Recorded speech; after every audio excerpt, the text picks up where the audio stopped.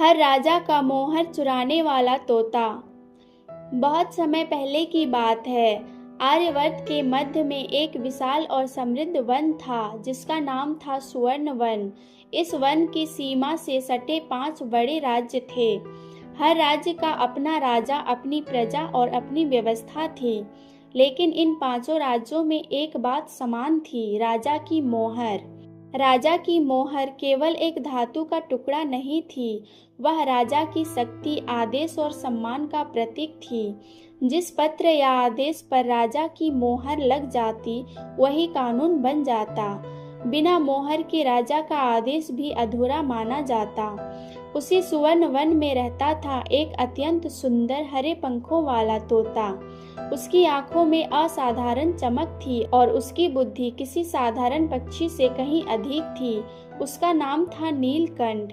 नीलकंठ कोई साधारण तोता नहीं था, वह मनुष्यों की भाषा समझता था, दरबारों की बातें जानता था और सबसे बड़ी बात, उसे सोने और चमकती वस्तुओं से गहरा लगाव था। नीलकंठ बचपन में एक विद्वान ब्राह्मण के आश्रम में पला था। उस ब्राह्मण ने उसे बोलना, सुनना और समझना सिखाया था। लेकिन एक दिन वह ब्राह्मण संसार को छोड़कर चला गया। नीलकंठ उड़कर स्वर्ण वन आ गया। एक दिन पड़ोसी राज्य चंद्रगढ़ के राजा ने सभा बुलाई। उन्होंने एक महत्वपूर्ण कर माफी आदेश पर मोहर लगानी चाही। लेकिन जैसे ही सेवक मोहर लाने गया, वह लौटकर घबराया हुआ बोला, महाराज, राजमोहर अपने स्थान पर नहीं है। सभा में हड़कंप मच गया।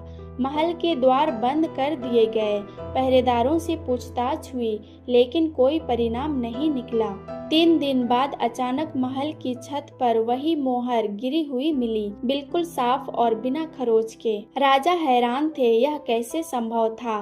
कुछ ही दिनों बाद यही घटना दूसरे राज्य सूर्यपुर में हुई, फिर मणिगढ़ में हुई, फिर रत्नावली में। हर राजा की मोहर कुछ समय के लिए गायब हो जाती थी और कुछ दिनों बाद किसी ऊंची जगह या पेड़ की डाल पर मिल जाती थी। राजाओं में डर बैठ गया। क्या कोई अदृश्य चोर है? क्या कोई तांत्रिक शक्ति है? या कोई हमें नीचा दिखाना चाहता है? एक दिन चंद्रगढ़ के युवा मंत्री आर्यदेव ने गौर किया कि हर बार मोहर मिलने की जगह के पास हरे पंख पड़े होते हैं। उन्होंने कहा, महाराज, यह किसी मनुष्य का काम नहीं है, यह किसी पक्षी का कार्य लगता है। राजा ने आदेश दिया कि सुवर्ण वन पर नजर रखी जाए।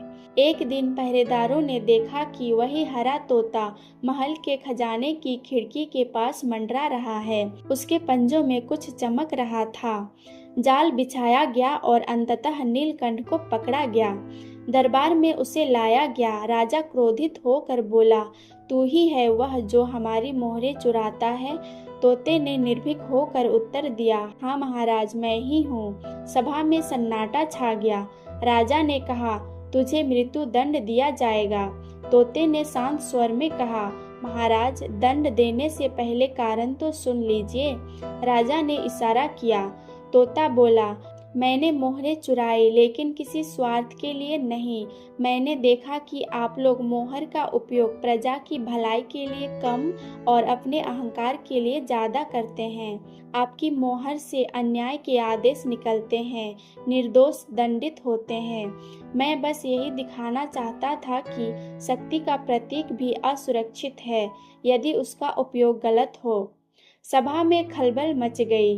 राजा चुप हो गए। मंत्री आर्यदेव ने कहा, महाराज, यह तोता सत्य कह रहा है। शक्ति यदि विवेक के बिना हो तो विनाश करती है। राजा ने नीलकंठ से पूछा, तू मोहरों का क्या करता था? तोता बोला, मैं उन्हें ऊंचे वृक्षों पर रख देता था ताकि आप समझे कि सत्ता हमेशा ऊंचाई पर नहीं रहती। राजा ने गहरी सांस ली और कहा, नीलकंठ, तू चोर नहीं, शिक्षक है। राजा ने आदेश दिया कि तोते को मुक्त कर दिया जाए और उसे सुवर्ण वन का संरक्षक घोषित किया जाए। अन्य 4 राज्यों के राजा भी एकत्र हुए और उन्होंने निर्णय लिया कि बिना जांच कोई आदेश नहीं होगा। मोहर का उपयोग केवल न्याय के लिए होगा। नीलकंठ फिर से स्वर्ण वन में उड़ गया।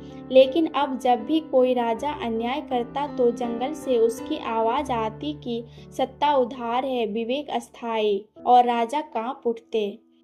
इस कहानी से हमें ये शिक्षा मिलती है कि पहला, शक्ति बिना विवेक के खतरनाक होती है। दूसरा, सत्ता का प्रतीक भी तभी तक सुरक्षित है जब तक न्याय जीवित है। और तीसरा, सच्चा ज्ञान कभी कभी सबसे छोटे प्राणी से भी मिल सकता है।